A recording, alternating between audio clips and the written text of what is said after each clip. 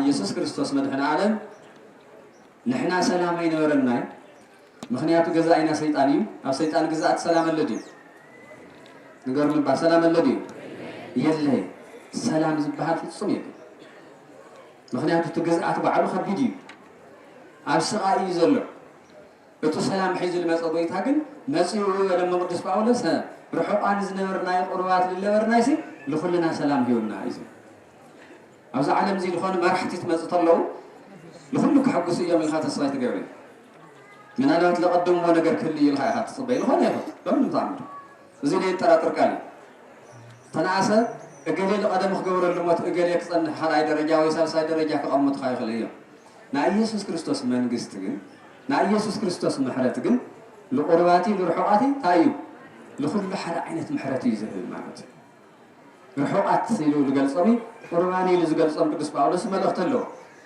እቶም ርሑቃት ዝበሃል ዘለዉ ጠቕሊሎም ካብቲ ኣምልኾቱ ዘይፈልጡ ኣህዛብ እዮም እቶም ቁርባን ዝበሃል ዘለዉ ብኽፋኣት ኳሳቶም ይገዱ እስራኤላውያን እዮም እዚ ኩሉ መከራ ዘብፅሕዎ ማለት እዩ ግን ተነኣሰሳቶም እንታይ እኒአዎም ትንቢት እኒአዎም ክርስቶስ ክመፅእ ምዃኑ ክርስቶስ ካብቲ ሓረጎም ዝመፅእ ምዃኑ ኣብ ትንቢት መፅሓፍቲ ምልክታት ዝፈልጡ ሰባት እዮም ቁርባን እዮም ብትክክል እውን ብትውልዱ እውን ናቱ እዮም ተኾነ ግን ክርስቶስ ትመፅእ ተሎ ግን ኣይ እስራኤላውያን ኣሕዋተይ እሞ እዮም ወይዞም ከምዚ ዝበሉ እዮም ብዝብል ዘይኮነስ ልፍጡር ዝኾነ ኩሉ ሰላም ሒዙ ልመፀ ጎይታ ይመወደስ ይበልኩም ቅዱሳን ኢና እግዚአብሔር ሰላም ሒዙ መፅእ ሰላም ለመን ለርሑቃት ሰላም ለቁርባት ድሓር ደሞ ትልገርም ፍጹም መራሒ ምዃኑ እውን ዝፍጹም መልኣክ ነዘበለ ቅዱስ ጳውሎስ ፍጹም ሓቀኛ መራሒ ምዃኑ እውን እወ ወመርሐነ ወአብጽሐነ ሀብአብሁ በመንፈስ ቅዱስ እሱ መሪሑ ላፍተ ሕያው ወቡኡ በመንፈስ ቅዱስ መሪሑ ላወቡኡ ኣቕርብና ኢሉ ፈዝታይ ምንባርና ይገልጸልና ንሕና ካብ እግዚአብሔር እውን ዝረሓቕና ህዝቢ ኢና ማለት እዩ ካብ እግዚአብሔር ዝረሓቕና ህዝቢ ኢና ብምንታይና ብሓጢኣትና ሓጢኣት ሓደ ዓብይ በደል ዝገብሩ ሓጢኣት ዝበሃል ገርመኩም ካብ እግዚአብሔር ዝፈልየካ እዩ ካብ ፈጣሪኻ ዝፈልየካ እዩ ትኽትቕበሎ ዝግበአካ ዝነበረ ምሕረት ዘየቐብለካ እዩ ላብ እግዚአብሔር ቀሪብካ ናተይ ኣቦይ ክትብሎ ዘየኽእለካ እዩ ሓጢኣት ክፉእ ሽፋን እዩ ስለዚ ኢየሱስ ክርስቶስ ትናይ ሓጢኣት ሽፋንና ልክገልፅ እሱ ራቆቱ ወፅኡ ባዶ ኮይኑ መስቀል ውዒሉ እዩ ዝብል ንኣና ልክሽፍን ለአና ላው ጥንት ድሕነትና ልክምልስ ማለት እዩ እቲ ሕያው ዝኾነ ብሩክ ኣምላኽ ወነትሉ ወለ ፍጹም መልኣክነ እዚ ስለ ዝኾነ ሰላም ስለ ዘምፀልና ምሰብኡ እውን ስለ ዝዓረቐና ምእንቲ ለኣና እውን መስቀል ፍቅሪ ዝሰበኸ እንታይ ንገብሮ ኢሉ ቅዱስ ጳውሎስ ንከተሎ ንክተሎ ኣለና ረቢበና ልቦናና ይባረኸልና እግዚአብሔር ኣምላኽ ንከተሎ ምኽታል ማለት ሓደ እቶም ቅዱሳን ሐዋርያት መሊኦም ብህይወቶም ሁሉ ክርስቶስ ተኸቲሎም መስቀል ጥይቆ ሳቶም እውን በብዓይነቱ መከራ ተቐቢሎም ክርስቶስ መሲሎም እዮም ንሕና ንከተሎ ትበሃል ተለና ግን ፍቅሩ ተሒዝናዮ እውን ሓደ ክትላት እዩ ፍቅሩ ክርስቶስ ኣብ መስቀል ውዒሉ እንታይ እዩ ኣብ መስቀል ውዒሉ ካብ ተናገሮም ንግግራት ተስተውዕሉ ቅዱሳን ምእመናን ኣነ ንስኹም ከመይ ኮይኑ ዕዳል ተኸፈለልና ጎይታ ምዃኑ ልክዕ ከምዚ ሓደ ግዜ ሰብ ብሩክ ሰብ ተኮይኑ ዝኾነ ዕዳ ይገጥሞ ሰብ እሞ ኣይ ኣነ ክሓልፈሉ ወይ ኣነ ክወሓሶ ኢሎም ዝወሓስካ ነገር ደሎ ኢየሱስ ክርስቶስ እዚ ኩሉ በደል ሓጢኣት ዝነበረ ሓጢኣትና ዝነበረ ኩሉ ባዕሉ ቤዛ ኮይኑ ቀብዲ ክፍሊት ኮይኑ ተኸፊልና እዩ ቅዱስ ጳውሎስ ከምኡ ኢሉ በስየት ተሳየጠኒ እሱ ክርስቶስ ዋጋ ኮይኑ ዝተኸፈለልና ኣምላኽ እዩ ኢትኩኑ ኣግብርተ ሰብ ኢየሱስ ክርስቶስ ናተይ ኢሉ ካብ ወለደኩም ምንቲ ለኣኹም ካብ ሞተ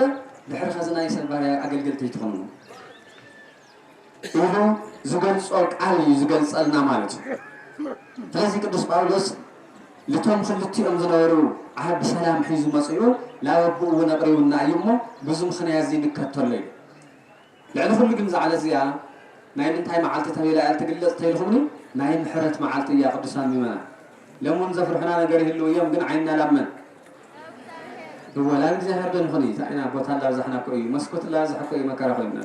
كل سبب الجزائر رأي تصفى كاوي هاو الجزائر يجي كري زوبو نايم حرت علتي يا زعل زين ما يكرتا معالتي لا الجزائر زرعي عينتي سؤالنا يملسها أوري زهر كري واهم تمسكل مسير سؤالك مسكل على ما غيره على جر أبوتا غيره سؤالس تهم زرعي وكلهم دحينهم ويكذب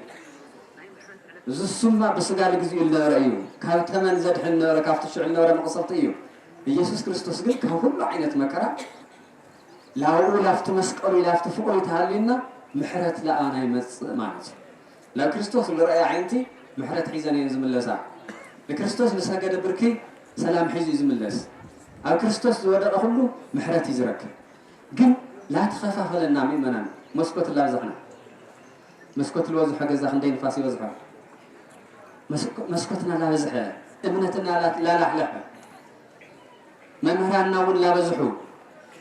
من قدنا ولا بزحه تفكلنا من قد لين مرس الله ناقم كل شيء عن كليل نهون لنا مالت زيادة زي فطور حقيقة تنقل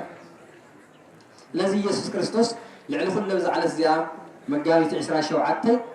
يسوع كريستوس صرح صرح نايم تأيت لهم عرق التجاور الله معلت إياه مالت أبا سري لو اسمه بزي أمور يقبر أبوي جاهر أو يا أملاك أنا مسوعيت بخون تمارس خان لها أنا العالم كدحن لموت زجاجي زلهم أنا خمات لساتهم قديد حانو يقرب لهم بدلهم كل يتحرق لهم زميل قوي تاكو إن نخبر لنا منا بدلهم تاي هنا اللي بيسوي لنا نجيرونا يتحرق لهم لمن تايسي أي فلتوي خزلين فلتوي تزغون ونجر ساي فلتوي اللي يتناقر بيتاي سرسوس نقصهم ونا يفلتوي أملاهم ونا يفلتوي تخونا جن كذا على زيادة أنا تمثل له جن كردهم يمساتهم قديد حانو يقرتاي بحال اللهم توايلو نايك ارتاو وتلتوها ولا معلتي يا زعل زيا سماي مدر تعرق الله معلتي يا زعل زيا هزي احزابي حدا زغن الله معلتي يا زعل زيا لذي خبلص كله قدس باولس ونسته عرفت معكل كريستوس عالم فتح خلو اما اخذ خن قدقدال نوره سمس እግዚአብሔር مس كيرخاو زغبر زنور حقيات تو حقيات خن قدقدا قصير ونسته افريسو بمسقلو يلو لتصلي صلي منجستنا تحيز النار صليه أبب حد خم حاطر قارين وزن بريو لوجن بمسقال فريسوا كريستوس بماتو أفريسوا فلذي حدا قال لهم ناتي ممسع ناتي ممات لحاتياتنيات تكرتايو لبدلنيات حاتياتهم حدا محداقيو يهو عن مسقال تناقروا قال كريستوس مسقال تناقروا قال كلنا منا يزلنا زكال زينا كريستوس محرات بقعقم كل سنة لا يفلت إني الخيط قمتي كل يجلسين فقر جنفت فقر جن خمئيو أفتح حير خامن وارجن خمئيو ما يبحكينا يسوع كريستوس أمان يزيد ما يفقر ملكة إن حتى سئين وغيره لا كريستوس أمان مالتوني خبدي مننا زاهر رزقك يزحلنا لا كريستوس أمان مالتكو لا كريستوس أمان زبها سوكو لا كريستوس يسوع لا كريستوس لهنا نجار لا كريستوس أمنا كريستوس دحستو خفاءة الذي أمنا كريستوس دحستو خفاءة الذي يلي أمنا كريستوس دحستو حنتي فقري سلامي اللومات فقري سلامي اللوم حادنة اللومات تعزازنة هنا اللوم زي زمر زي شلز خانت بيتها يقدس باولس فقرك سبخ كاب سمايات وريدو لا أنا بوتاحي وخبره ولمس أملاك سلز خانت ونتلو لفص ملأكنا يسوع كريستوس زي تعجسه حفرة مسكال اتوناي مسكال مكره كله تعجسه تفلطيهم يسوع كريستوس خمس تعجسه متشن زي كلها تفلطوا اتو على نقص اللي هالوس نبي እግዚአብሔር ዳዊት ገልጾ ንጉስ ሲሉ ተገልጾታል ለካስ ከመ አይነት ንጉስ መሆኑ ለፈሊ ገልጾ ምክንያቱ ነገስታት መነሻው መድረሻው ስለልፍለጡ ካፍተም ምድራውያን ነገስታት ለምፍላይ ናይ መንፈስ ቅዱስ ጸጋ ዘለዎ ነብይ ገልጾ ኸመር ይኹም እግዚአብሔርስ ንጉስ ውእቱ ይልስ እንቀድማ ዓለም ረህ ከዚህ እንቀድማ ዓለም ዝባሃል ንጉስ የለ ግን لمن يو ክገልጸለን ዘሎ ለተቀዳማዊ ዝኾነ አምላኽ ድሕራዊነቱ ወዳእታ ዘይብሉ ቀዳማዊነቱ ለጥንት ዘይብሉ ክገልጾ ተለጋላልጽ ልገርም ነገር እግዚአብሔር ንጉስ ውእቱ ኢሉ ቅድመ ዓለም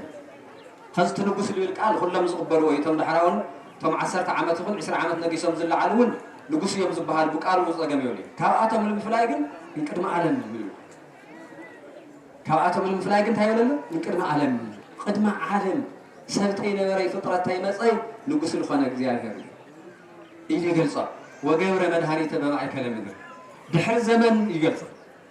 ቅድሚ ዘመናት እኳ ንጉስ ሁሉ ህልውና ይገልጸሎ ህልውና ወንተራ ዘይኾነስ ንጉስ ምዃኑ ይገልጸሎ ዘመናት ዘይግድዎ ምዃኑ ገሊጹ ድሕር ዘመን ግን ወገብረ መድኃኒተ በማእከለ ምድር ኣብ ማእከል ምድሪ ማለት ኣብ ኢየሩሳሌም ድሓር ግን መድኃኒት ገይሩ ሕሙማት ኃጢአት ድሒኑ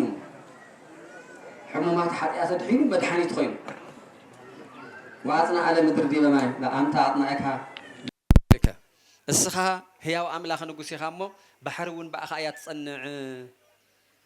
يقرمكم بحري أب تحت مريت يا زلا ويت مريت تحت يرمق كل ويتها بحر اللي على ختم زجد النجار إلى الله نجار جن بقى الأملاخ صنيعة نبرصا السخاء إلو لا ندقنا قريو السخاء بحيلخا بحري صنيعة نبر تا بحر ندحر لقيق يقرمكم أدقايا هايدي اللي بالمصحف بخالي بوتاد نقرن كما يتعدوا وقصص على بحر هو تا بحر قصيص واسل زنبر مبر بحر ندحر موجود تلعيل كل واحد هذا حدا زي بقطع كوي يقول لصلى هذا بوتاد تقطع ولا تقطع ترى لكن سوق نيت مهارك شاهزي أي تمهارن مبر لرؤي نجارات نيو سلزي تا بحري كافتو زقبا على كي تحلف كافتو وسنا لينا تابوت على كي تخد السخاص نيع خيا تنبر إلوا سلزي تمن قستنته كاو كلهم من قستات فليز جورو عب تحت بحري مدري بحري عالمي كل سماي عطني عزنا بر قويتها مدهاني عالم يسوع كريستوس زي موي لو قدس باولس لو إنا خن خطوله زقبنا لو إنا خن أمن زقبنا خال أيون مرحينا أيو لما نجدد حنت لمرحنا أيو بخالي بوتال تتقصون يقدسان ميمنان أن إحنا خمينيرنا تنولت لنا رحوقات نيرنا خم تعنتو زلخوا انت باولس جلسة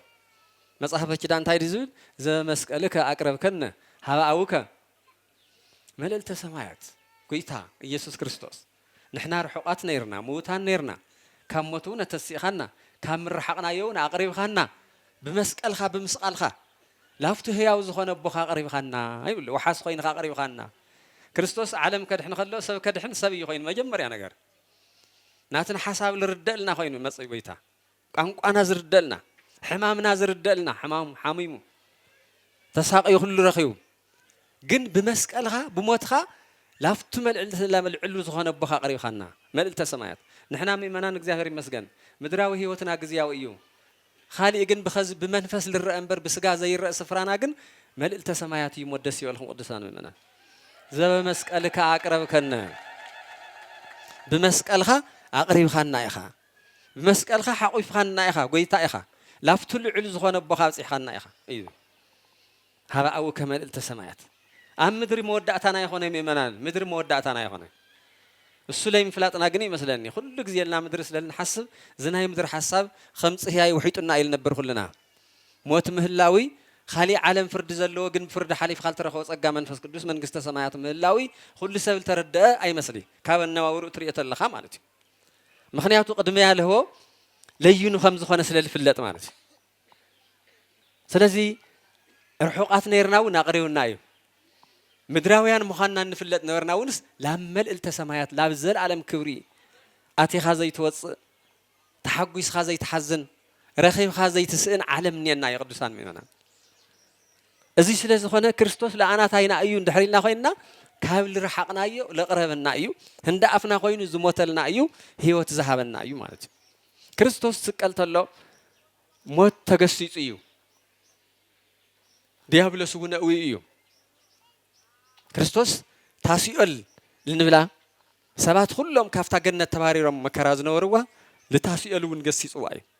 موتان خطوس وندمت أسمعي مسحبة كده عن طريقهم فناجروا بعل ويتا يس كريستوس مالت إلا واستسيئوا لصاؤوا وإلا واستسلمت تكاستوا إله أتم أو سئل زلهم جزء أخي ليو أو سئل زنبر جزء اللي توديو سئلون جدب اللو حيال أملاخ لتوم موتان ولا حزب الفراد حق أن أملاخ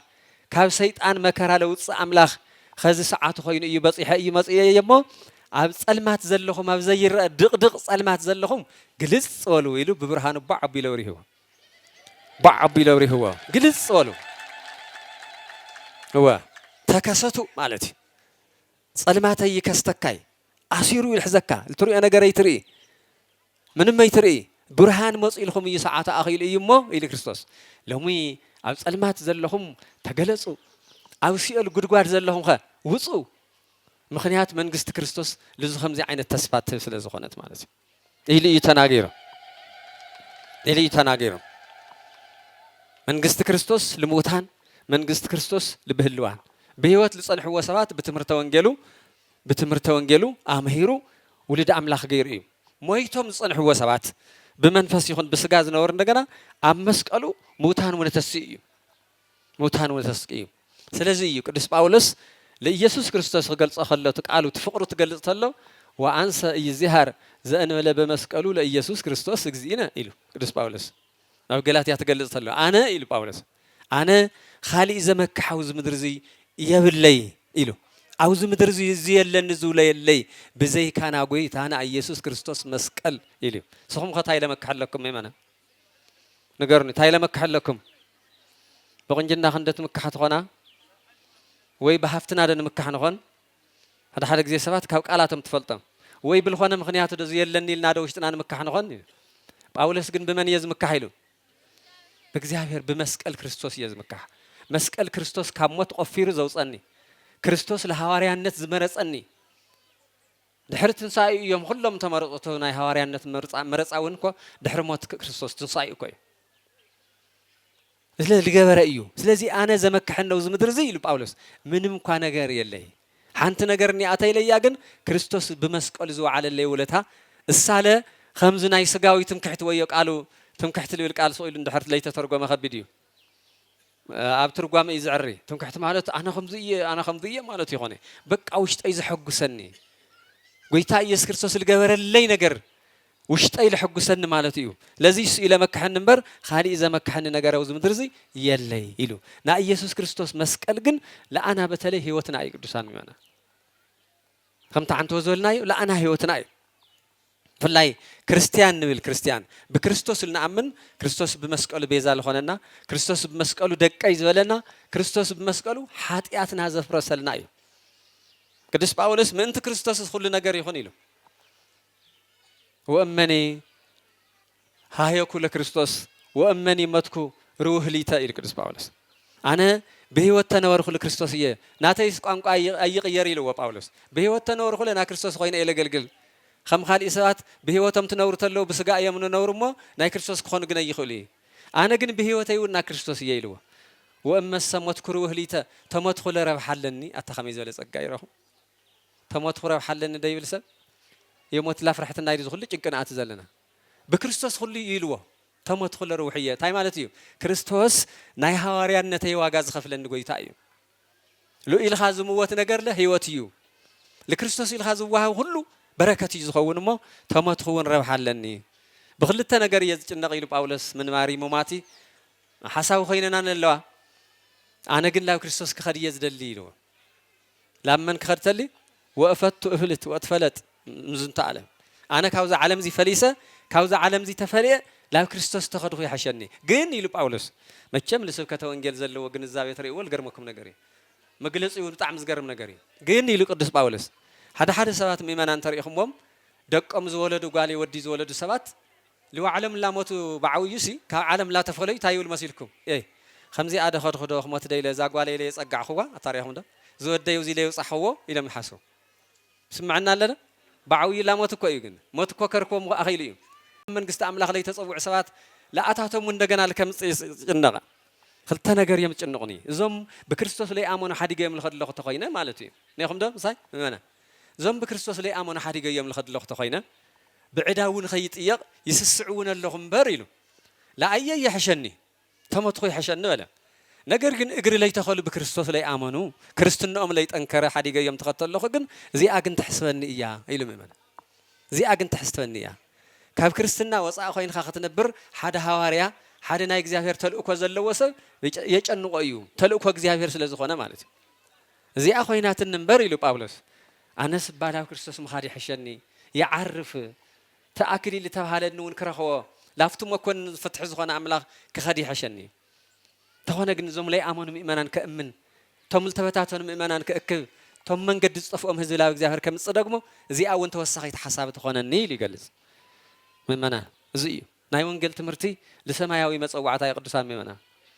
መንገድና ዘይተስተኻኸለ ተኸተለና ቤተክርስቲያን ከመይ ትሓዝን መሲልኩም ምእመናን መንገድና ላይ ተስተኻኸለ ሃይማኖትና ላይ ጠንከረ ምስ ወንጌል ዘይተራኸብና ምስ ክርስቶስ ላይ ተፋለጥና ኣብ መንጎ ሓዲግካ ክኸተሉ ሓደ መምህር ጥራሕትና ዋዕል ጉዳይ ዘይኾነ ልስምዖስ እቶም ናቶም ምእመናን ኩነታት ይልስምዖ ማለት እዩ ከምኡ ኢለ ልብል ጳውሎስ ብብዙሕ መልእኽቲ ኣለዎ ኣነ ኩሉ ነገር ሓሳበይሲ ለኣይ ከቢድ ሓሳብ ዝበሃል ኩሉ ሻዕ መዓልቲ ለይቲ ልሕስበኒ ስለ ኣብያተ ክርስቲያናት እዩ ኢሉ ስለ ምእመናን እዩ ኢሉ ነገር ስለ ምእመናን ስለቶም ክርስቶስ ልሞተሎም ምእመናን ቶም ክርስቶስ ዋጋ ዝኸፈነሎም ምእመናን እሞ ሓደራነት ተውሂበ ካብ ክርስቶስ እዚኦም ተበቲኖም ተኾይኖም እዚኦም ላብ ካሊእ እምነት ተኸይዶም እዚኦም በኣምልኮ ጣዖት ተነይሮም ኣነ ተጠያቂ ስለ ዝኾንኹ መዓልቲ ለይቲ ልሕስበኒ ስለ ክርስቲያን ህዝቢ እዩ ኢሎ ምእመናን ኣነ ንስኹም ኢኸ እንታይ ይሕስበና ኣሎ መዓልቲ ለይቲ ኣነ ናትኹም ኣፍልጥ ትዳውንቲ ዕዳጋ ኸቢሩ ጣፍ ክንዲዚ ኮይኑ ለዘላለም እዚ እዩ ሓደ መዓልቲ ብዛዕባ ነው ስለ ውግዕ ሰሚዕኻ ይትፈልጢ ኣታዝ ጣፍኮ ከምዚ ኮይኑ ዕዳጋ ኮ ከምዚ ተነጊዑ ብስሩ ለብ መንፈሳዊ ህይወት ለይመቸወካ ኮ ብስጋዊ ህይወትካ ከም ለይምቸወካ ክፈልጥ ነው ሰብ መንፈሳዊ ህይወትና እንድሕር ዘይተመቸየ ኮይኑ ስጋዊ ህይወትና ብትክክል ከም ዘይምቹ 4 ነጥብ ገበሩ መንፈሳዊ ህይወት ኢሉ ስጋዊ ልርተርፍ እምበር ስጋዊ ሓሳብ ለመንፈሳዊ ተሪፎ ይፈልጢ ከምኡ እዩ ትጽሑፍ መንፈሳዊ ህይወትና ምስ እግዚአብሔር ስለ ለይ ተረጋጋዕና ተመንፈሳዊ ህይወትና ፍጹም እምነት ስለ ዘይብሉ ትል ንኽተለ ኣምላኽ መሊና ተረዲና ስለ ዘይኸድና ስጋዊ ህይወትና እውን ተረበሸ እዩ በቃ ፍልጡ እዩ ሓቂ ስጋዊ ህይወትና አልተረበሸ እዩ ደቂስና ሰላም የብልናይ ተንቀሳቂስና እውን ሰላም የብልናይ ኩሉ ሻዕብ ጓሃይ በሐሳብ እዩ من مزح ستر يخاي فقر طافي فقر كريستوس يستمنيني حشاتي الخاي تالترى واي كنت طافي كو إلو لك فلتي كفلت حق كو وا لا كنت طافي جو كبلالا فقر كريستوس من تاي زنبر ام تاي خاي خاتغلصو او لبونا خاي خاتغلصو كل هيوت خاي لرغاغك خبد تزبل نغرات خماي خمس تحالفو مغدلو يسوع كريستوس مدحنا عالم ስለዚህ ትጎይታዚ ክስበኽ ይዘልዎ ክንገር ይዘልዎ ለሁሉም ቅዱሳን ሰማያውያን ቅዱሳን ምድራውያን ቅዱሳን ተዋና ዓንዲ ኢየሱስ ክርስቶስ አቶም ለቅድስና ልጸውዑን እሱ እዩ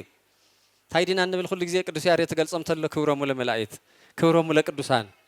ናይ ቅዱሳን ክብር ዋጋ ዝኸፈለ እኮ ኢየሱስ ክርስቶስ ይምበይ ጻድቃነ ብሊት ለኮ ነይሮም እዮም ግን ዋጋኦም ይተኸፈለ ነይሩ ክርስቶስ ምስ መጸ ግን ሁሉም ተኸፊልዎም መውሲኤል ጸኒሖም ነይሮም አውጽይዎም በህይወቶም ዘለውን ባሪኽዎም ሁሉ ነገር በረከት ተረኺቦም ማለት ስለዚህ ዛዕለት እዚኣ ናይ ዕርቅ መዓልቲ እያ ኢሉ ቅዱስ ጳውሎስ ክገልጻ ከሎ ኸዝውን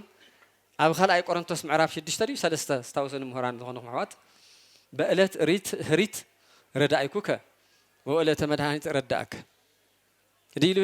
ካብ ትንቢት ኢሳይያስ ተወሰደት እያ ዛ ቃል እዚኣ ብታ ህሪት ዝኾነት መዓልቲ ሰሚዕካ በአውን ረዲእካ ይብል ታህሪት መዓልቲ ናይ ክርስቶስ ልደት ትኾን ታህሪት መዓልቲ መወዳእታ ኸ መስቀሉ እያ ደስ ይበለና እግዚአብሔር አምላክ ጸጉ ይኹነና ለምንታይ መሲልኩም እግዚአብሔር ዓለም ከመርጽ ከድሕን ዝመጸ ለህዝቡ እዩ ለቶም ልፈጠሮም ህዝቡ እዩ ተኾነ ግን ታ መዓልቲ እውን ህሪት ተብሂላ ጽቡቕ ሰሪሕ ካላል ትውዕል መዓልቲ ኮል ተባረኸት ቆያ መይመናን ደስ ደይብለኩም ታ ጽቡቕቲ መዓልቲ ሲ ታ ጽቡቕ ስራሕ ትፍጽመላ መዓልቲ እውን መግለጽ ነዋ ማለት እዩ በእለት ህሪት ረዳእኩከ እትል ብታል ተመረጸት መዓልቲ ኣብ መስቀል ወዳ ኣምላኽ መስቀል ዝውዓለላ ርህሩህ ጎይታ መስቀል ዝውዓለላ ህሪት መዓልቲ ሰባት ሁሉም ዝትግለጸሎም እዚ ከምዚ ገይሩ ገሊጹና ኢሳይያስ ትንቢት ወሲዱ ቅዱስ ጳውሎስ ግን ታይሉ ወዮም እቲ እለት ህሪት ኢልዋ ዮም ለሙ እያ ኢልዋስ ቶ ነብይ ኢሳይያስ ቀዲሙ ብርሕቀት ተነበያ ትንቢት ጳውሎስ ግን ለሙ ኾይና እያባና እያታ ግዜ ታአሊት ህሪት ተባሃለት ለሙ እያ ታአሊት ህሪት መዓልቲ ተባሃለት ኸዚ እያ ኢሉ ገሊጽዋ ስለዚህ ቅዱሳን ምእመናን ለሙ ብዙሓት ለፍርሑና ኣለው እየሞ ኣይዞኹም ብጎይታ ኢየሱስ ክርስቶስ መስቀል ተጸግዑ እዘን ኣብ መስቀል ኾይነን ዝበኸያ ነበራ ዴታት እዘን ኣብ መስቀል ኾይነን ንብዓተን ዝነብዓ ዝነበራ ዴታት ብሳልሳይ መዓልቲ ንብዓተን ተሓቢሱ بخبري كريستوس تسئته هي لكو حقوس كو إنزو على الدس لا أنا وأنا حقوس يعدل لنا እግዚአብሔር አምላክ عم مسكال زنا رحمة مسكال حزنيو مسكال نمعاتيو مسكال مكرايو ነገር ግን መስቀል ሓሊፍኻ ግን እንታይ ይመጽእ ድሕሪ መስቀል ግን እንታይ ይመጽእ ትንሳኤ ይመጽእ ትንሳኤ ማለት ደግሞ ሓጎስ እዩ እሳተና ይመስላኹም ኢሉ ማርያም መግደላዊት ክርስቶስ ስቀል ተለ ሁሉ ነገር ጸልሚትወን ለአይ ጸውዕኻ ካብ ኃጢአት ጉድጓድ ወጽኻ ንስ ጎይታ ላበይ ኸድኻ ኢላ ታበኸየት ኣብቲ መቃብር ሁሉ ላበኸየት ሁሉ ዓይነት ህይወታ በሐዘን ተነኽዩ ኣፍታና መጀመርያ ትንሳኤ ግን ናታዋጋ ለመኽፋል ታና መጀመርያ ትንሳኤ ግን ልክትሪኦ ዝገበረታ በሐቅል ነምዐት ሰበይቲ መግደላዊት ማርያም ትበሃል ልተባረኸት ታሪካና ቅድሚ እኳ ዘይሙች ተነበረት ኣይኮንትና ቅድሚ ተዋና ካብጉይ መዓል ክሳድ መሓዝዩ ላብ ቅድስና ተመሊሳ ሁሉ ህይወታ ካፍቶም ሐዋርያት ብልዓለ ትንሳኤ እሳቶም የለይዲ ኢሎም ካብ መቃብር ትምለስ ተለው እሳ ግን ላነምዐት ኣፍታ ኣፍ ጉድጓድ መቃብር ነበረት ኣቀዲማ ክርስቶስ ብኽብሪ ተስኡ ትረአየቶ ታነምዓታ በዚ ሓለፍ ቀረት እያ እሞ ለምውን ፍቅሪ ይሃለወና ቅዱሳን ምእመናን ፍቅሪ ይሃብ ልቦናና ክህሉ ኣለዎ ፍቅሪ መን ፍቅሪ ክርስቶስ هو لصادق لصبق سوي مفتاح كل تلمد يمنا انت حدش ነገር ነዲ ዓለም አነ ኮል ልፈቶ ሓወይ በጣም ልፈቶ ለአየ ልምቾን ባህሪ ዘለዋ ሰው مفتاح حدش ነገር ይሆነ ክርስቶስ ግን ለማን ይፈቲንኛ ለማን እዩ هو ቅዱስ ጳውሎስ ኣብ ሮሜ መልእክቱ ወሰወ እንዘ ጸሩን ህነ ለእግዚአብሔር ተሳሃለነ በሞተ ወልዱ ይብል ንሕና ጸር ማለት ነኪር ማለት ፍሉያት ማለት ሕጋ አምላኽ ፍሪስና بحق أملاك مفراسنا نفلت حزبي دك أدم تفيلنا بتعم خفوق صرحنا نفلت حزبي صار خوينا لها لنا بحاجة ودمو تايجرنا تعارقنا يكريلنا يزبل منا فلذي ناي كريستوس فقر فليز جورا اتهم دحنا أيام زبها لسبات زي خنس ويتم علزنا ورسبات زي خنس للرأي للرأي قال يوم أو سئل وشتل له قال يوم مقابر زلوا قال يوم بهوت زلوا قال يوم زمتوا قال يوم حزب قال يوم أحزاب لكل الخوان محرت لمسة داول تزرق حقوي تأيس كريستوس يخبر مسجانا المدهاني عالم يخون لكل الخوان محرت قدسان ممنان نحد حدنا وهو تل كل يخوني نمدهاني عالم فقر جن لكل يخون نمدهاني عالم موت جن لكل تنساء يزخون نمدهاني عالم محرت جن لكل يو سلزي مدهاني عالم أول بونا نال تسأله خمت بأول الزولة بفقر أملاك لنبر كريستيان حق إنيا كريستيان بفلا يوز زمن زيل تفتن لزماني ممنا نفتن لزماني እግዚአብሔር ካፈተና ይወጽና አቶም ንፈዓት ወለደ አምላኽ ዝኾነኹም እዚ ወለድኹም ጨኒቅዎም ሃይማኖቶም ይቀይሩ ተፈቲኖም ካብ ሃይማኖቶም ይፍለዩ መከራ ወጽሕዎም ታሪኮም ይቀይሩ በዓለም ሰብ ታሪክ ስለ ዝኾኑ ክርስትናኦም ይቀይሩ በዓለም ክርስትና መሰረት ስለ ዝኾኑ ናይ ማንም ጽግዕተኛ ይኹኑ በዓለም ዓድለ ጽንሑ ስለ ዝኾኑ ከምዚ ኮይንኩም ልጸናሕኩም ህዝቢ لمي بطرنت توقعهم بالتفلالي مكرا بصيحكم قاليو هندي هفتي وحابلنا ورسب 10 كيلو تصبيس إنو قاليو مقات غزال نورو كان مقات غزو وصيل صحي قريب زوانز فسس خينو بزو مخنيات زي غير خاطر خون هايمانتهم يغير تويل خون تفتن لهم زي اقل طفل ولد صلاتي مهلاي تدليايا تليلنا تمهليلنا تاريخنا نملس እግዚአብሔር ምሳና ይሁን ወይ ታምናን ያለ ኢየሱስ ክርስቶስ ተለይልና ታሪክና نملس إذا حماق زمن زي تنويحوا لا إله إلا متش زمن يخونه تقلال لا لكريستنا هيمانة المتش يخونه يرأينا تخينا نحسب تخينا فتانه حماق زمن بتعم فتاني لهلو النخاز فتاتني تايدا أكون اللو زعل زي كحصر اللو ويقول لما مصحف قدوس تنخفاءات مع عدتات كحصرات تخينلس باللمن مخنياتين الحصرات هايلن وهتصرا أما أنتم وعيل بأنت هرياني أمه هري سبلده ممنان እግዚአብሔር ሰው ይስእን ለከ ይሆን መድኃኔ ዓለም ቅዱሳን መመናን ይቀርብ ለልና ካብ ላይ ጀሚሩ ሰንፍናና ላበዛህ ቅዱሳን መመናን ሰው ይስእን ለከ ይሆን ተቆይታ ሓደ ግዜ ሲስማዕካ ብፍላይ ብዙም ተፈናቀልቲ ይስሉ ከም ዓልቲ ለይቲ ሪኢኻ ኩሉ ሰዓት ሓሲኻስ ወይ ለሚድና የስለ ተሕማቅ ነገር ለግዲ ለመድ ኮይኑ ነበር ተጣዕሚ ይስማዕካ እግዚአብሔር ሰብ ደይስእን ለይሆን አይ ሰብ ስእን ለቱ ለኩም ተለኹ ቁፅር ሰብ ከይመስለኩም ሓደ ፈላስፋ ይልዩ ፈላስፋ ኣብ ማእኸል ዕዳጋ ደው ኢልኩም ሓደ ፈላስፋ ታይሉ ትሰብ ይዳፋ جعجعيل بزح ليه باون الله بزح سرق ونريوس استجنا بحنت من الدوي لو تعدقا تأي سبيل اللوز بوتها يلوت الجرمكم كوي تأي سبيل الليل جن كوسا وكوتا دافي ومريت خمسة الله ما دحنا دي خاجن على الخاص خاط عنا إني أكادي لهم وخناي سبيل الليل تقول سبيل لا تدافع مريت أوي وخمسة الله خناي دخا هاي أنا كو خمسة عين السبيل خن خيل ولا خيل أنا كو خمسة عين السبي خون خلوا الخل ترجع سبيه لمبر إيو خز እግዚአብሔር ሰብ ላሰ ኣነ ከይኾን እምበር ናይ ማንቱ መከራ ከቢድ እዩ ብስሩውን ከምዚ ዝኾነ ፀውራ ካቢድካ ተጓይኻ ሓደ ነገር ገይኻ ፀውራ ካል ትድብር እሞ ዕርፍ ልትብል እዚ ነገር እዚ ክሓፅር ይልግብኦ ፈተና እዚ ኸዘ ኣብ ልዕሊ ቤተ ክርስቲያን ኣብ ልዕሊ ህዝበ ክርስቲያን ዝኒኦ ፈተና ክሓፅር እዩ ዝግብኦ ግን ብመን ይሓፅር هو لمهلل صلوت لصل سوديني أنا لجفر سباني حزنني تجارو خن بحال حد جزء بتعمل زحفر نجار يسمعنا أنا واي جزء قالين مرض لدرفنا خميس لدم كورنايا أنا بتعمل جرمن قم إلى دفيرة خن نجاري كرتا قرلي جزء قالين مرض لدرفي كويل لكم زلكم خزس تلنا ورا درفهم قايرهم خالي بالحات غيرهم له تناحس أمن قدهم خالي بالحات غيرهم له تناك قال كيلان قد حال خزون لاموت ناس بكنت جنوس تعانت فترة يوزي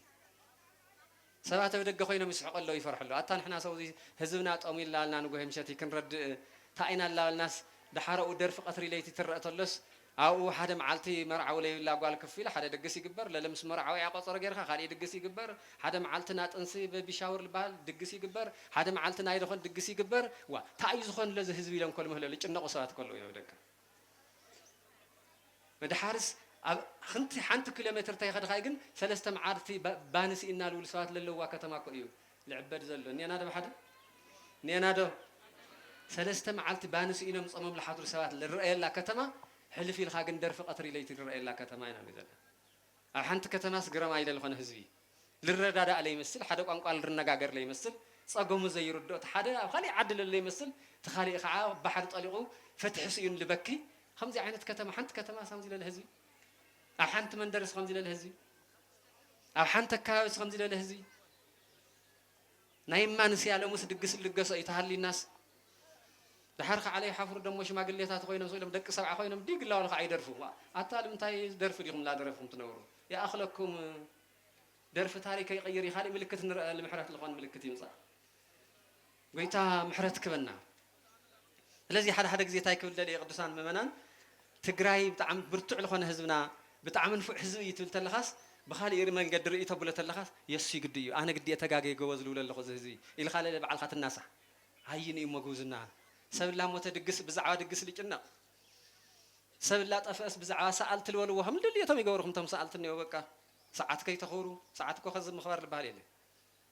خزت مصياتها تنساش ديش ساعات تسوي مخاو حدا هوتيل عصرت حدا يمزو مصو من يخم زجورم زلت تسألي لابزي على الدحرة خيل قدمي لا يخون النجر جزية تقتل لتنا على ما قنت رسع حدش نجر كتم سمعنت سلازي زي الخوان اللي عدي هزوي نازلنا مو خازق النتنقق منا بفلاي أبغى قدم بس أنا بوت هذا ينجر زلهم تا بفلاي إذا خزي إذا حدش نجر مسيا زلا قرواق زي مسيا نايحس أسرعتي ناي بهال سرعتي تتحس في الصم عينة مسكرستنا زي الراخب حماق أبغى خابد خز زلت إنسي እግዚአብሔር በሰላም ይገላገል ኸ የምዙር ወለድና እምበይ ናኻብድ ኸ ጽንስስተር ይንግል ጸቢል ኸ ይውልኸ ነይሮም ደቀደም ትበሃላ ነይር ኸንደ ንገራኒ ዋይ ሱቅያ ይበሃል ነይሩ አይ ይበሃል ኸዝ ግን ልውለድ ቆልዓይ ትፈልጦ ይጎይታ አይ ዝፈልጦ ካብድ ኸ ገሊጽ ኻሰ ለዚ ድግስ ሰብ ጸዊዕ ኸ ትገብሮ ለይወጻት ቆልዓ ገና ላይ ትፈለጠ وأنا بتعمل يجرمني ويلات لما دكو إمبر بتعمل كذا حفركو يبحق طريقة الخاكو ودي بسلام يجلاجل خاص يبهلو أي سويس بحاكم يحجز إمبر من در أكيد خاص خمدي خابد خابيل خاص عيار يا مود قعات غيرها قعات كوي حرص يبصرو زي سن إحنا كنا نفلت كنا سنطف كنا إحنا كنا نفلت قعات للبهال من تمجوي تايب الخونة تمجوي حراس مسخنة خزقن قلعة يتفلت أي قعال غيرهن أكبا بهال تلازي بونت أتنا قادم بهالي اللي متايزر على خاتي لخمني تهاي ما نوتي تبهالي بزح لقاج أي نغري خزقن تاتو بهالس لي خوانا بسرو ليناتنا لي بسرو لينا ورنا مسانا لي خوانا حيزنا الله مسانا قبل علي تل نجورة بكنت تل نورة بهالون لا تشرشرة صباح نجوه كي رحقنا عنتو حاونا جابي مستير موسيقى قلت ونيرا صباح نجوه خزق أصل خاص ولا خل حدا خاين حر خيرها لا أي ملكتني لا ولا خاطر خير خاص راح نقول إذا أجر خا أرطمه بهال زي بالخازونا ما تخمر كونيات خوني خايل أفتح ما نترينا يوم خل أفل اللودي كزارب زقبو زعل زي أنا الزارب زلخكم بس أنا بوتاتنا تقدس بيت كريستيان زعدل زي أصل الزرخ هو ينبر زعدل زي عند حرير خايف خاينكو هم تجر خا كوين جريكو لتصبغ نجر لكوني ويملك سرعة اللوي لو مسق اللي خنا مؤمن دستي الوس خمزي يلو ناي باباسات نغغر يناغر ناي كهن نغغر يناغر ناي ممهران نغغر يناغر لا يبሃል نوري ايبሃል يكو خمي يجيرو اذا عدنا هم لا يخون الخون لله تا خوين يسب درجو طفيو تا خوين بسرعه زي ملالس ስለዚህ ትንሳኤው ሰላማዊ ትንሳኤ ይግበረልና ዘን ቅድም خزብ ጥርል ነበራ ናይ ሕፀ ምልክታት ጠፊአን ላፍታ ቀደም ታሪክና ክንምለስ ኢና ኢልኩም ለእግዚአብሔር ክብርሃው ክሳነውሩ ስለዝኾነ ነውር እያ እሱሩ ቤተክርስቲያን ወቂዓቶ እያ ቦታትና ወን ደጋፈዮምና እዩ ፍጹም ኣይኸውን እዩ ከም አይዳ ንመፀት ካህን ድሕሪ خز ከም ኣገበረለይ ትብል ቃሽኮ መርዓዊ መርዓቲ ክልተ ዓይነት ክርኢ ይልመፅን በይ ሓንቲ በይና ሓንቲ ፅምዲ ሓንቲ ነፀላ ጓል ክርኢ ክመፅእ ታይ ገበር ክመፅላው ታይ ገወር ንኸዩ ቃል ኪዳን ሓንቲ በይና ትገብረ ድያ ላበ እዩ ዝኸዱ ዘሎ ሓንቲ ቃል እስቲ ገይረ ከጠቃልል እያ ሓደ ባህልታት ኣብዚ ዓለም ትሪእዎም ዘለኹም ቅዱሳን ምእመናን ኣብ ዓለምና ዘለው ብጣዕሚ ዝኸፍኡ ካብ ስርዓት ይሕጊ ልወፅ ኣነባብራኻ ዝሕዝን ዝኾኑ ዘለው እኮ ብቀጥታ ልመፁ ከይመስለኩም ላሸረፉ ናትኻ የስእኑኻ خذ ون كو زن همزي على ولا المسألة لو أكون نيون كو يفصام يقدم تختل نيون كو ندحر نعزون لنا خينا صراحة نقول كو ناتناز بهال كسنا أنا كوي نحنا تجارو نحنا بتقبل نبرة خصماويا نخلنا هزوي قدم كل سبات تقبل نبرة الناس سبات بس إنن جنا لا بلقى حاتم تمكن الحد شنو راح نبر كو إن زجبر الناس اللي زقول تايزي سلزي أنا برانا توك التهليو نورنا نغير صبق توك التهليو حد الناس يفقنا ينتأنكر تلنا ورا بحال مشير شارقن سلطانية زي خونس سنفنا إيو سلطانية مسيل يسمو عسرة خوين خزح حد سبات أبزاك أرزي أي فلت يبزحات سبات شرقيرم صبقيو لهم تلوقت له وحدات سبات دوم تايلم اللي يخون لو لزام الاختزيا تايمو إن دحر هاللي وإنجران دحر هاللي وتجاور خطأ يرو لسوات وحدات غدم له نام هلاوي لي خونا ننجرهم فتشا زي خونا نتناوقعي بحالنا يتحاسي سرعات كرسنا يطفائي مهلاوي يستهلي كاس سنف وين خامبر لو هاو دسين خاص أمول قدين سبني قالوا لكم افتحيوا يتممر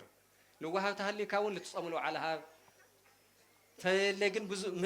لو هاو سلا لك كان لا يجبر كتجبر جن عيلك عيك ويت ملختي يعني هذا بحدا لو هاو سلا للناس لا يجبر جبر دي يجبري تزجبر تحقي تفلط نجاري خاط جبر لك نبيخم زلوا ملختي وش تأم زي يستوعبوهم إلى مزلا أخذ صحف اللو ملسله مالت سلازي تخانه لبوتاتهم بفلاي لبوتاتنا لك أنا بقصات خوقت إلى زلون لممهران لسباكان أستيات أيوهاوي نبي تكشان قد دايت خوينس أمين يلخات قبولنا قريب بوتاتنا خمزي يخلنا حق نجارنا نحنا قلنا خطلو تخكلنا من قد قلنا نجارنا يك بهذا زلون بر أبي تفر تونجل تجارنا جرس أستيات أيوهاوي لا عدا جاي قرب دي يخون يبهال ليو أي بهالي إمنتيو أمين خالت قبولنا قريب لحدش اللي مسألة فساسة نجار كنا تابعس لتلنا برا نبار تاريخ كنا طفء سلازي إزي كن حزق يزقبنا عمود دا تاقم مدهنا على يسوع كريستوس أبوي يقرب لهم زم كل مكان زقت أمام حزبي محرات خينا مسألة لهم يزلخون لهم يتنا مكرهم زمن حليف إيو ناس قايم زمن حليف إيو كابس المات لا برهان تصور لإيو كهمت لا هيوت التغير لإيو بولد بإግዚአብሔር لآمن نايزل عالم هيوت كركب إيلو مسكل ذهبنا فقري نحن تعدلنا حزبنا رخينا يقدسان ميونا لذي مدهنا على يسوع كريستوس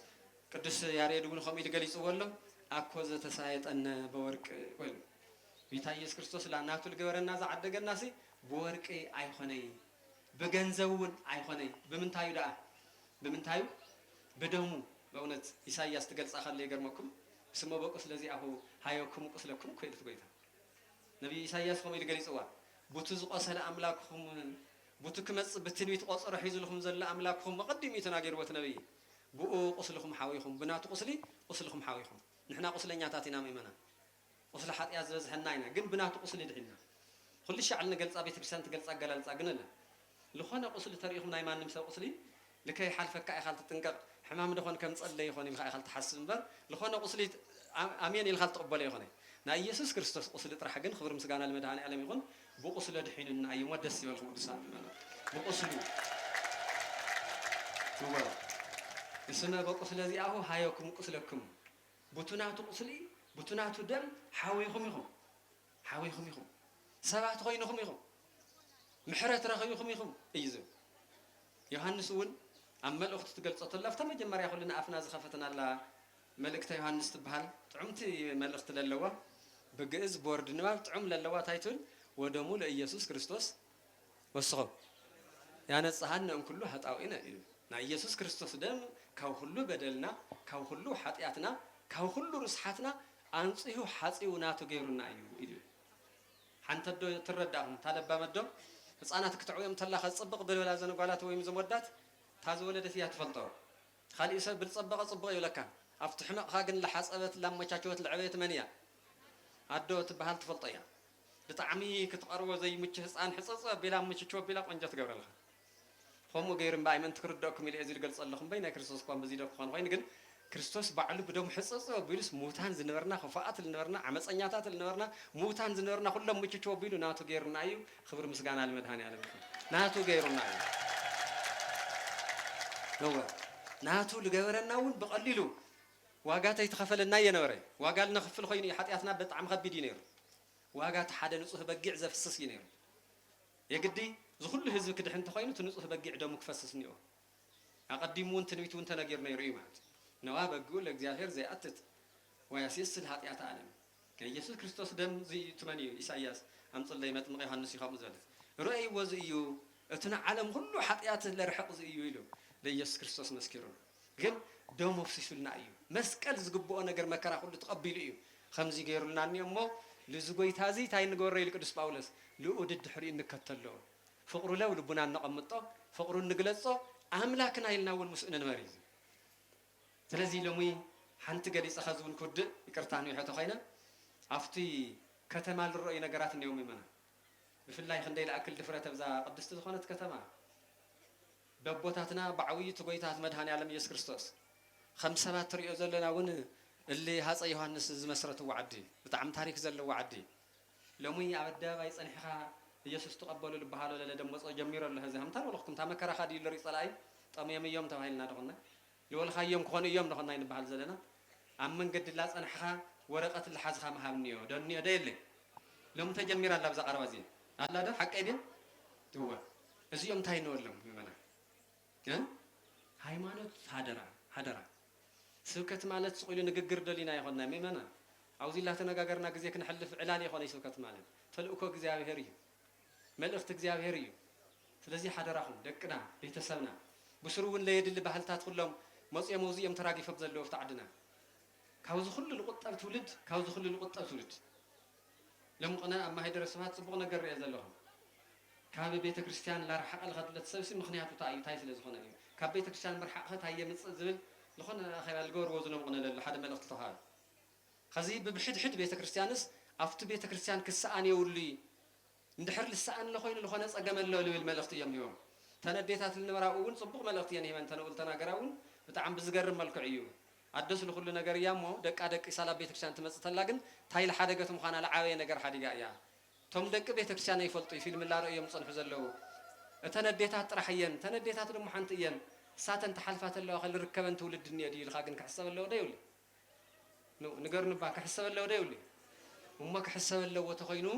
ካብ ነይሮም ያ ከምዚ ዝበሉ መምህር ኢልኩም ድሓር ታሪክ ተውግዑ ሎሚ እቶም ዘለዉ ናብ ቤተክርስትያን ሃፍቲ ዝኾኑ መምህራን ተጠቐምሎም ቤተክርስትያን ላመፃኹ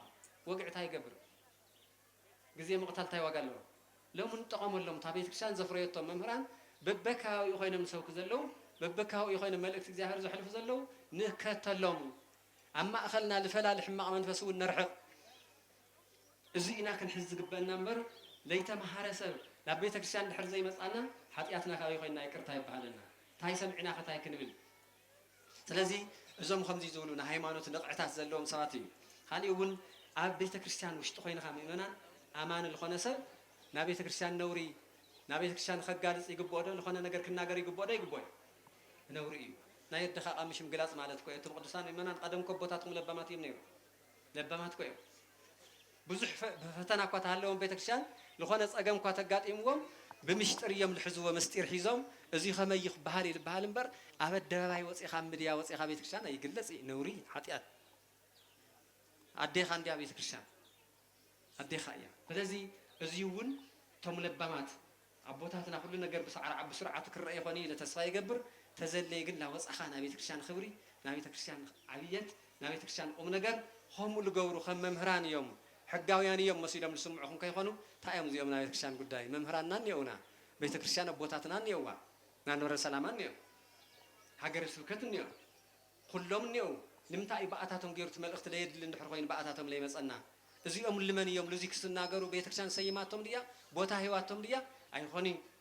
ለይኾን መልእክት እዮም ዘተሐላልፍለው ልክዕ ይኾኒ ክትልዎም ትኽሉ ስኻትም ትዳኒ ልግባ ህዝብ ይኹን ዋ ተለለ እዝንና ለኹሉ ክፍት እንደሕር ኮይኑ እዝን ጸገም ከምጽዩ ይዋقعكم ወድሐር ሐቆይን እዩ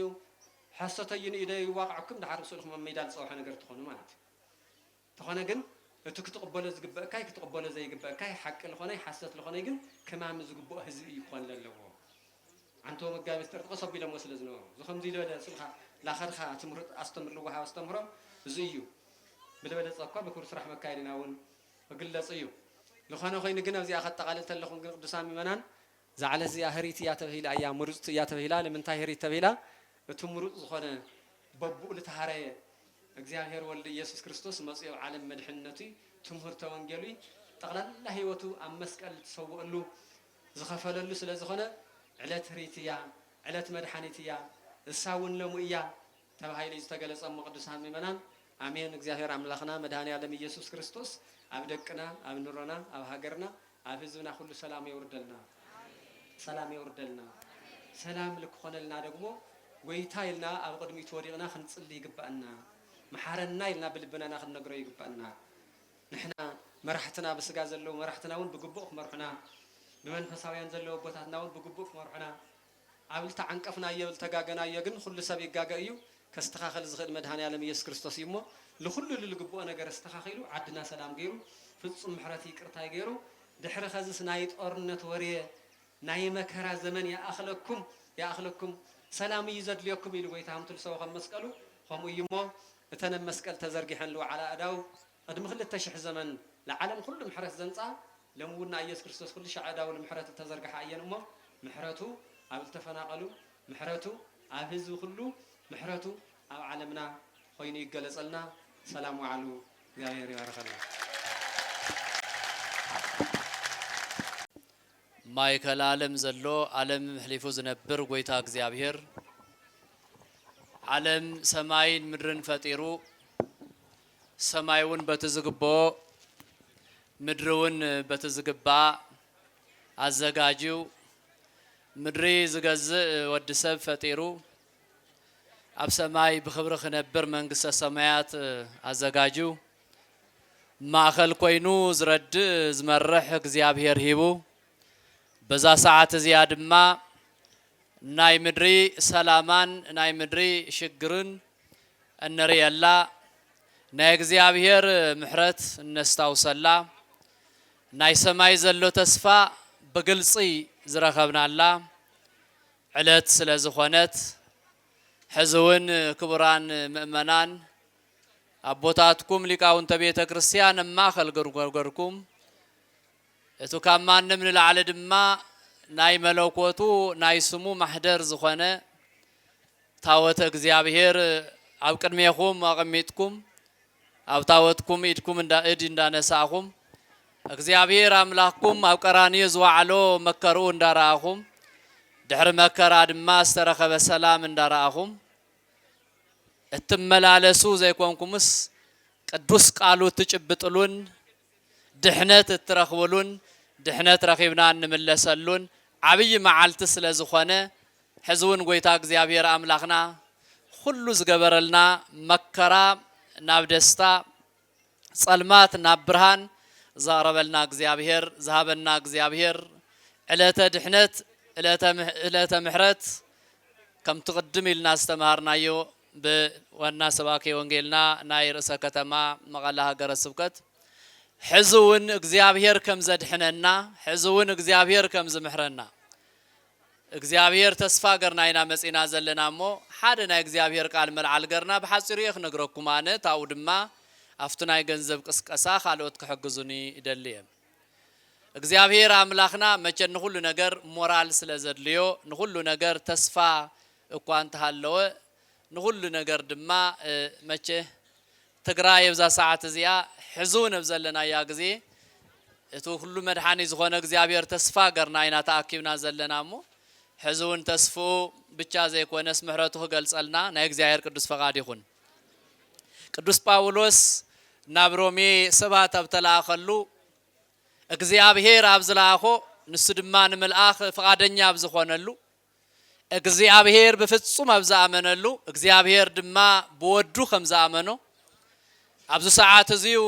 ናፍቱ ኣህጉረ ሃገራት ወይ ደሞ ናፍቱ ቦታ እንተሎ እግዚአብሔር ፈጣሪና በቱ ሰዓት ንሱ ቅዱስ ጳውሎስ ተአማኒ ተላኹ ኮይኑ ኣብዚ ኸደሉ ግዜ እግዚአብሔር ስለዝኣመኖ ስለዘፍቀሮ ስለዝፈተዎ እሱ ድማ አምላኹ ስለዝኣመነ መልእኽቲ ሒዙ ኸይዱ ነሩ ናበይ ናብ ናይ ሮሜ ሰባት ምዕራፍ 5 ቁጥር 8 እንታይ ኢሉ ናሁም ትርእዩ መጠን አፍቀረነ እግዚአብሔር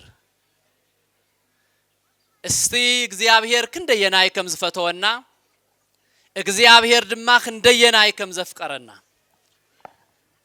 እግዚአብሔር ብክንደየናይ ናዕና ቤዛ ከም ዝኾነና በዛ ሰዓት እዚኣ በዛ ዓለት እዚኣ ነፂርና ንሪኤሉ ብቻ ዘይኮነስ ንድሕነሉ ዕለት እያ ዕለተ ድሕነት እያ ምኽንያቱ ነቶም በዓላት ኣለዎም እዩ ነቱ ናይ ትምህርቲ ግዜውን ናይ ትምህርቲ ግዜ ኣለዎ ልብኻ ተሰበረሉ ሽግር ዝበዝሓካ መከራብ ዝኸበደካ ኣብ ትመሃረሉ ግዜ ኩሉ ልቦናኻ ንብዓት ዓይንኻ መልኡ ጉልበትካ ሞራልካ ደኺሙ ተስፋ እግዚአብሔር እንዳራኣኻ ጉልበት ክበካ እግዚአብሔር ንብዓት ክሕብሰልካ እግዚአብሔር እትመሃረሉ ዕለት ዝተፈለየ ዕለታት ኣሎ ሎማዓንቲ ፍልይ ዝበለ መዓልቲ እዩ ሓደ ክርስቶስ ኣብ ቀራንዮ መስቀል ንሪኤሉ መዓልቲ እዩ ግልጽ ስትበሉ ምእመናን ክርስቶስ ኣብ ቀራንዮ መስቀል ንሪኤሉ እዩ ይገርመኩም እቲ መስቀል ኣብ ክርስቶስ ምስራኣና ደሞ ኣብኡ እንዳሃለወ ድማ ድሕነት ዝረኸብናሉ መዓልቲ እዩ ስለዚ እንድሕር እግዚአብሔር ኣብ ዝለመናዮ ድሕነት እንድሕር ዝበና ዕለተ ስቅለቱ እንትነስታውስ እንተለና ክንደየና ይፈትዩና እግዚአብሔር ክንደየና እግዚአብሔር ቀሪቡና ኢልና እነስተውዕለሉ ብምርአይን ብምርዳእን ቅዱስ ጳውሎስ እስትንዑ ተመልከቱ እግዚአብሔር ክንደየና ከም ዘፍቀረና ናዕና ኢለው ቀራንዮ መስቀል ዝወዓለልና ንሕና ኃጢአተኛታት እንዳሃለናስ እግዚአብሔር ድማ ህይወት ከፊሉልና ንሕና ኃጢአተኛታት እንዳሃለና ንሕና ክንግረፍ ዝግባአና እግዚአብሔር ተገሪፉልና ንሕና ክንስቀል ዝግባአና ኃጢአት እንዳሃለወና እግዚአብሔር ኣብ ቀራንዮ መስቀል ተሰቂሉልና ክብርን ምስጋና ንስሙ ይኹን ስለዚህ ክቡራን ምእመናን እግዚአብሔር አምላኽና ዛ ሰዓት እዚኣ ጥንተ ስቅለቱ ወይ ድማ ናይ ክርስቶስ ስቅለት ኢልና ክነስታውስ እንተለና 27 መጋቢት ክርስቶስ ኣብ ቀራንዮ መስቀል ዝወዓለሉ ኢልና ክነስታውስ እንተለና እግዚአብሔር ናዕና ክንደየና መከራ ተሸኪምልና ኢልና ክነስተውዕሎ ዝግባአና ምኽንያቱ ሓደ ግዜ ክብልምድ ንመላለሲና ሓደ ግዜ ኩሉ ግዜ ሊቃውንተ ቤተ ክርስቲያን ሰባከነ ወንጌል ከስተምህሩ እንተለው ብልምድ ሰሚዕና ንኸዲና እንዲያው ጥራይ ሰሚዕና ይኮናን ብዙሕና ኃጢአት ዝመርሕ ነቶም መምህራንና ነቶም ሊቃውንትናውን ክብር ንኸልአሎም ግዜታት ኣሎ ግን ናይ እግዚአብሔር ቃል እዮም ዝነገሩ ግን ናይ እግዚአብሔር ቃል እዮም ዝምስክሩ ግን ናይ እግዚአብሔር ስነ መለኮታዊ ኃይል ዘለዎ ቃል እዮም ዝናገሩ ዝምስክሩ ስለዚህ ናይ እግዚአብሔር ቃል ዝምስክር ክብሪ ይግቦ ናይ እግዚአብሔር ቃል ዝምግበካ ክብሪ ይግቦ ንመን እግዚአብሔር ነቱ ዝምግብ መምህር ስለዝሃበካ ነቱ ዝምስክር መምህር ስለዝሃበካ እግዚአብሔር ክነመስግን ይግባና በእውነቱ አንተ መጋይ ምስጢር ክናገሩ እንተለው ልበይ ጉዳይ ነሩ እንዴ አበخصም ኣብ ትግራይስ ደፊሮም አበዳባይ ወጽም ሃይማኖት ዘስተምሩ ምርአይስ ናይ ውድቀት ደይኮነን ናይ ውድቀት ደይኮነን እውነቱ ሕዚ ክንውስነ ይግባአናን ዛ ከተማ እዚኣስ በየመንገዱ በየጽርግያውስ ህዝብ ትግራይስ ሕዚ ሓድሽ ክርስቶስ ቀበል ማለት ነው ሕዚ ወለድና ክንደ 1000 ዓመት ሒዘምልና ጸኒሖም ቅድመ ሓድሽ ሽዳን ድሕረ ሓድሽ ሽዳን ክንደይ ዓመት ናይ ክርስቶስ ነመለኮት ቃል ተነጊሩላ ዝዓድ እዚኣ ሓዳሽ እኳ ዘይኮነ እንዲያው በሐዲስ ጥራይ እኳ ዘይኮነ በብሉይ ሽዳን ዝተነገረላ ዝተመስከረላ ዓድ እኮ ያ ዝጸረየትን ዝተመረጸትን ዓድ እኮ ያ ታቦተ ጽዮን ዝተቀመጠላ ዓድ እኮ ያ ናይ እግዚአብሔር መሕደር ዝኾነ መጀመርያ ዝኸበረላ ዓድ እኮ ያ ቅዱሳን ዝመረጽዋ ዓድ እኮ ያ ድንግል ማርያም በአስራት በኩራት ዝተቀበለት ዓድ እኮ ያ ስለዚህ እግዚአብሔር ክንደየናይ ከም ዘፍቀረና ክንደየናይ ከም ተመልከተና ክንደየናይ ቤዛ ከም ዝኾነና ክንስተውዕሎ ይዝግባአና እስከ ዓሞት ዮሐንስ አፈወርቅ እንታይ ዝበለ ብጽወቦና አንጋፋ ወላዲና ቅዱስ አንቱ እንታይ ይብሉ ነሮ ሞተ ከመይ ሰአሮ ለሞት ሞተ ከመይ ሃይወሙ ለሙታን ነቶም በኃጢአት ዝሞቱ ነቶም በመከራውን ዝተጨነቁ ነቶም በመፍንቃል ስደቱን ዝሐዘኑ ነዓዓቶም ሰላም ከምጽእ ክርስቶስ ኣብ ቀራንዮ መስቀል ወዓለ ነቱ በዲያብሎስ ዝተኣሰረ ህዝቢ እንካብ እስር ቤት ክፈትሕ ክርስቶስ ኣብ ቀራንዮ መስቀል ወዓለ ክርስቶስ ናብ መቃብር ወረደ ክርስቶስ ዓለም ኣብ ዝጸልመተሉ ናብ ብርሃን ቀየረ እግዚአብሔር ወፈድፋደ በዛ ዓለት እዚኣ በዛ ሰዓት እዚኣ ስለዚህ ነቱ ሞት ወይ ድማ ነቱ መከራ ክስዕር ኢየሱስ ክርስቶስ መከራ ተሸከመ ነቱ ብስነ ምግባርን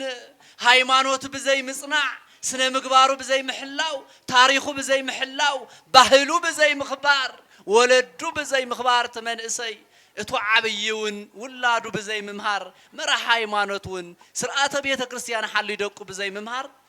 ሕልኽልኽ ዝበለ ንምፍታሕ እግዚአብሔር ኣብ ቀራንዮ መስቀል ወዒሉ እግዚአብሔር ተገሪፉ እግዚአብሔር ናብ መቃብር ወሪዱ በመቃብር ዝተጸቀጥና ህዝቢ እንካብ መቃብር አልዒሉና እንካብ መከራ ድሒኑና ስለዚህ እግዚአብሔር አምላኽና ክንደይ ከም ዘፍቀረና ከመኢና ንሪኦ እግዚአብሔር ዝፈተወና ጸሪና ተቀዲስና ዘይኮናስ እግዚአብሔር بزفتو من قدب زخدنا يو እግዚአብሔር نحنا نافتو قدوس من قدو خملسنا أب قراني مسكال وعيلنا إلنا إنا تبعالو زي نخبر زلل سلازي تبعالو زي فلوي زغورون زيو እግዚአብሔር بعلو أم مكراز وعلو ساعات እግዚአብሔር بعلو أب قراني استسقل له ساعات እግዚአብሔር بعلو ناي حزبي مكرا يأكليلو ناي دحنت علت وسينو ناي دحنت على ساعات بصيحلو እግዚአብሔር ኣብ ቀራንዮ መስቀል ዝዋዓለሉ ስለዚ ክብራንን ክብራትን በጽዋቦና አቡነ ኢሳይያስ በረከቶም ይብጽሐና እግዚአብሔር አምላክና ሐዘውን በመስቀሉ ቤዛ ይሆነና እግዚአብሔር ስለና ይልሞይቶ እዩ ካሞት ግን ድማ ተስዩ ሞይትና ድማ ከም ዘይንቀሪ ትንሳኤ ህይወት ከም ዘለና ድማ እግዚአብሔር ነጊሩና እዩ ስለዚህ እግዚአብሔር እንድሕር ነጊሩና ብናይ እግዚአብሔር መንገድ ክንከይደለና እግዚአብሔር እንድሕር ገሲጹና እግዚአብሔር ብዝብለና መንገድ ክንከይደለና ምክንያቱ ባህልና ነስምር አፍተና መጋይ ምስጢር ዝበልወን ብጣዕም ደጋግምናውን ክንዛረበ እንደሊና ሓደ ኣብዚ ከተማ እንዳዘወሩ ኢየሱስ ተቀበል ዝብሉ ዘለው ኣብ ትግራይ ይዕረፉ ኣብ ቅድሚ መንአሰይ ዝናገር ዘለኹ ኣብ ሓይልን ጉልበትን ዘለው እዚ ማለተይ ግን ተዋቁዕ ማለተይ አይኮነን ግን ተዓዲ ናይ እግዚአብሔር ዓዲያ ዕረፉ ማለት ግን ክህልለዎ ዕረፉ ማለት ግን ክህልለዎ ኣብዛ ከተማ ትኹን ኣብ ገጠር ብኻሊእ መንገዲ